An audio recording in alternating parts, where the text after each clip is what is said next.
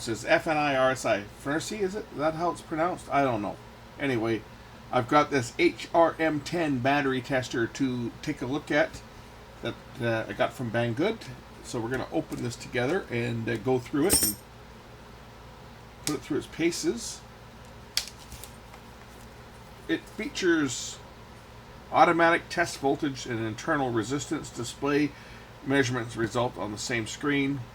Sorting mode, automatic screen, battery quality, supports historical records, etc. Machine, and it says the machine cannot accept DC voltages greater than 100 volts, and AC voltages cannot be input under any conditions. The product parameters: intermittent test signal frequency is AC 1 kilohertz. It has a 1000 milliamp hour rechargeable battery built in, and it uses the Type C interface. Measures from 0 to 100 volts DC, and the resistance 0 to 200 ohms. Accuracy is 0.5%, and it automatically selects 1 volt, 10 volts, or 100 volts. Let's open it up.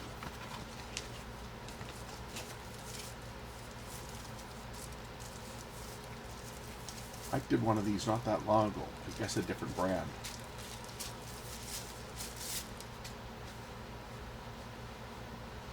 There it is. I fully expect that this unit is going to be very, very similar to the last one that I looked at, which was a different brand.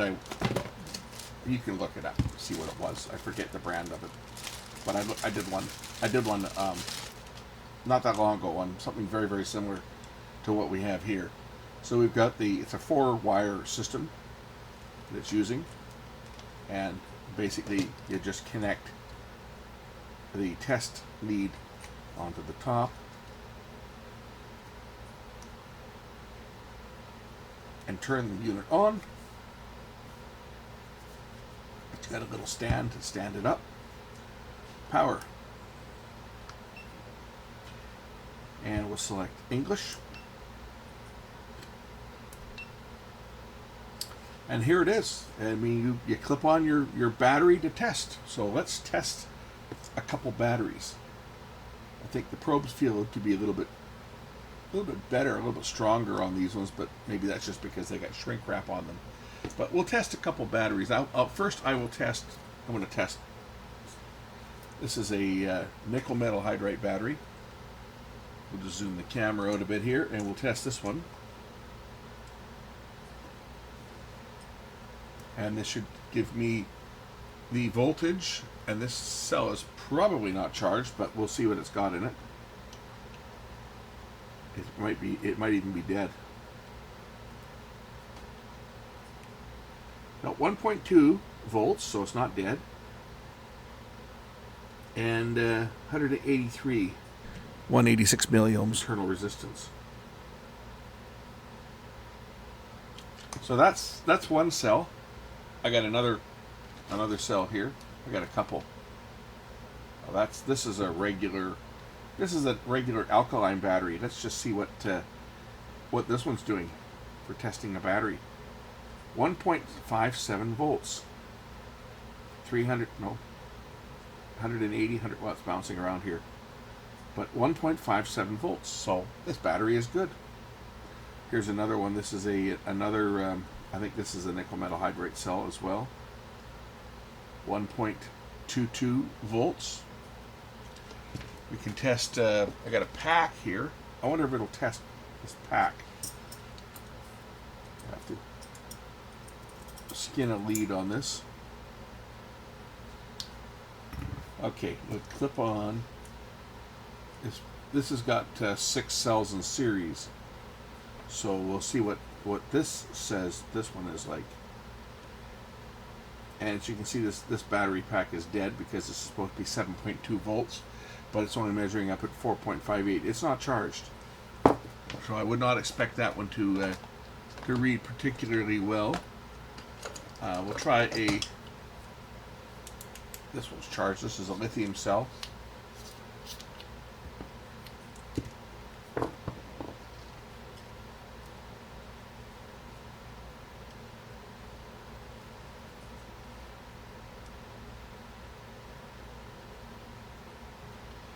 .86 volts, 34 41 is bouncing around, but you get the idea.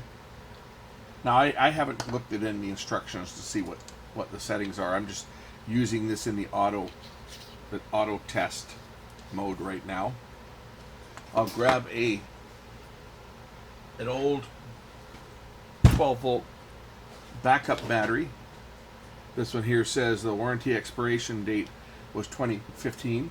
I don't think this one's in very good shape, but we'll clip on it and see what type of a reading I get off of this one.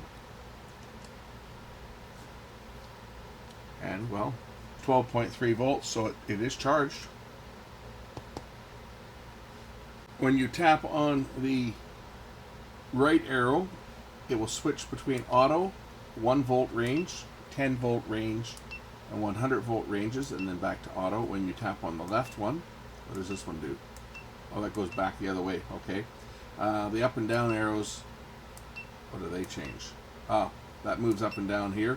So I can go down the resistance range. I guess that's 20 milliohms. I guess that's what that is. That's milliohms. 200 milliohms, 2 ohms, 20 ohms, and 200 ohms. So those readings I was giving you were actually milliohms on the battery. And auto. And then if we select OK, that's hold. If I change the setting here, you see there it is, 0.03 ohms, 0.037 or 0.04 in the 200.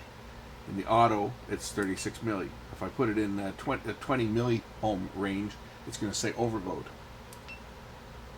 So normally you would leave this in auto. So this is measuring milliohms. Anyway, it's a battery tester. It reads out the internal resistance and it reads the voltage, which is really what you need when you're checking out batteries to determine if they're any good or not. You need a voltage reading and you need to know if the resistance is too high, because if the resistance builds up inside the cell, your cells are no good. I mean, these ones are past their prime, considering the fact that they're, 12 years old now. So, yeah. But according to this, they're still serviceable at 36 milliohms. That's not too bad at all. When the electrolytic starts to dry up on here, not only will the voltage start to drop, but the internal resistance will start to go up big time.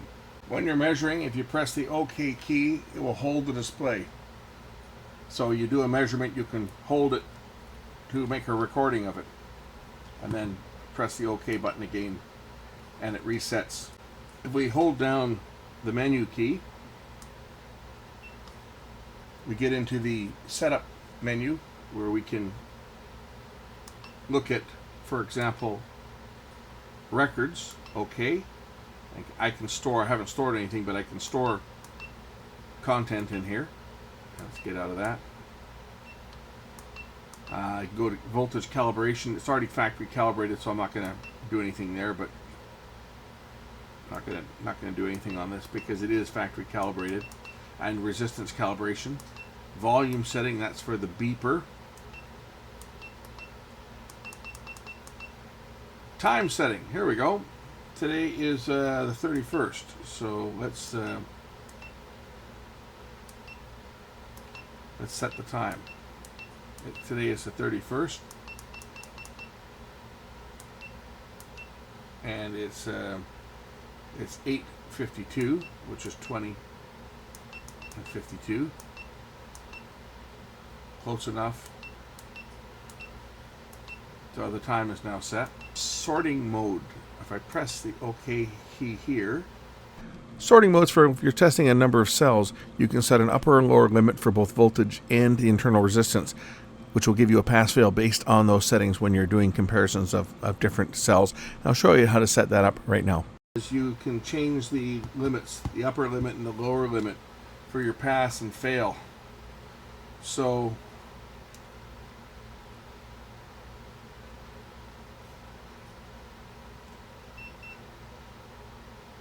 see that, because my upper limit was set to 1.5. So if your upper limit, if you change that to 1.6 volts, now it will give me a pass, because this parameter is just looking at the voltage which you have to select. So this battery will now pass.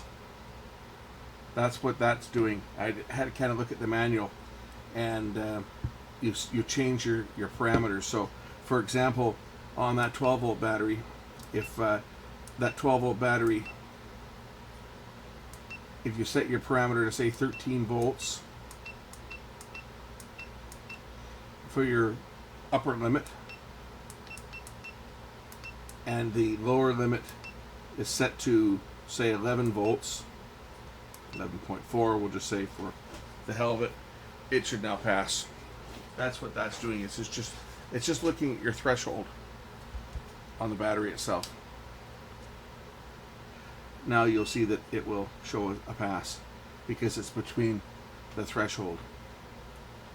And you can do the same thing for your limits for your resistance, right? So the upper limit is 0.1 ohm and the lower limit is 0.01, and this is 36 milliohms, which is 0.036. So it's within that specification. And the sorting, that's so that you can sort batteries. If you're dealing with a whole bunch of batteries, you can set your limits and then just go through and test your batteries, and it'll give you a pass or fail depending on. And then you can also set, see, here's where you can set the resistance as well, and you can set multiple, right? You can set multiple settings. It's got multiple memories that you can set up for different types of batteries. So for example, these ones are set for lithium because it's a 3 volt and a 4.5 for the upper and a 3 volt for the lower. I've now set the unit for a regular primary 1.5 volt battery. I've got my parameter set 1.4 volts on the low and 1.6 volts on the upper end. So then you can just put your battery under test, and it'll also measure the internal resistance. So I've got it set, there we go, pass. I've got it set to reject anything if the upper limit is more than 0.2 ohms, so 200 milliohms, it will fail. And if it's less than 0.01 ohms, then it will also fail, but anything in that range will pass.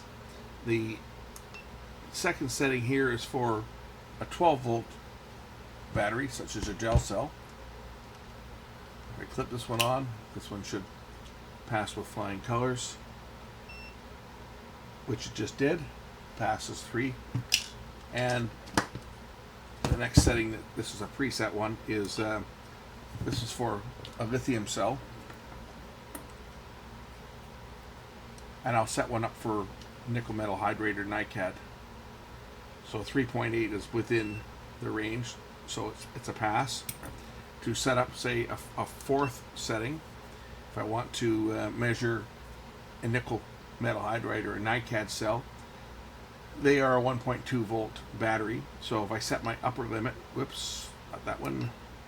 If I go up here and I set my lower limit, I got to do first.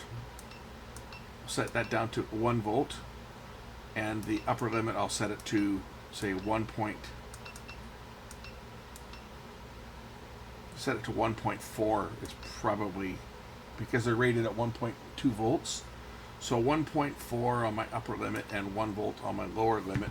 And if I pop in this nickel metal hydride battery, it should now, because it should be within that parameter, 1.2 volts. And it failed because my resistance readings, I didn't set them. This one's coming at a resistance of like 100 or 120 milliohms, and I've got it set to upper limit is set to 100. So I could change this to say from 100 to say 150 milliohms, and then I should get a pass on this one. Again, it's all about setting the parameters. So you can set the parameters based on the type of battery that you are measuring. You see, now I got a pass. So that's how the parameters work for testing. It's not an auto test. It's based on what information you give it, which would obviously be based on the type of battery that you are going to be measuring. some batteries would have different internal resistances, for example. So this is more for comparing multiple cells. If you've got a bunch of batteries to test, you can set your parameters and you can go through all your batteries, and if they fall out of those specs, you will get a fail. Power it off. I'm going to open this thing up. We're going to take a look inside it, and then I'm going to close the video off because it's getting a little bit long in the tooth here for something as basic as a battery tester. And am I going to be able to open this thing up? Okay, I think it'll just pop off here. Yeah, there we go. That lifts off, and now there's a couple screws that we can remove, and then the unit itself should open up.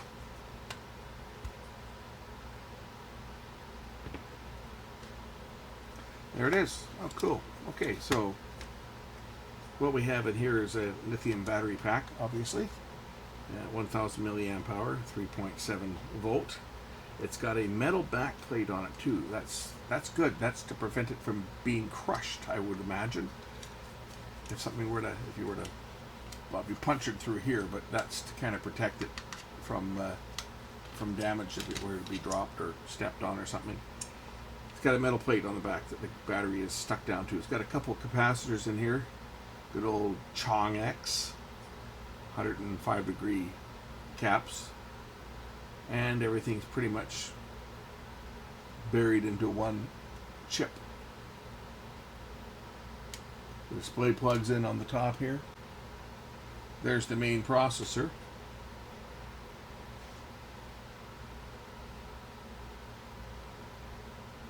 Little buck converter, I guess is what that is. Either a buck or a boost converter.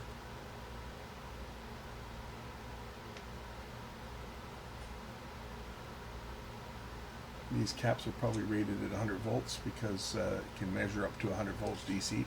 Here's where the plug plugs in. 4 wires are used for measurement and voltage measurement, and of course the resistance measurements. USB plug for downloading because it'll store the measurements. You can download them and you can update the firmware, and of course charging. That's pretty much it. There's not a lot to see in here. It's a Nation N32G455.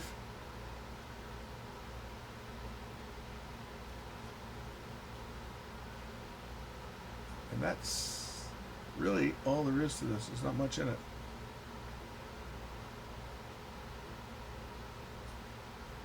Looks like a header for programming, probably at the factory.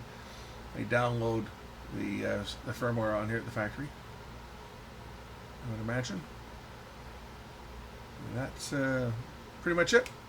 So the unit just goes back together, and the cover just snaps on just like that. No worse for wear. Looks to be a nice little battery tester. I think I'll be hanging on to this one and using it for testing batteries around the shop. And the other one as well.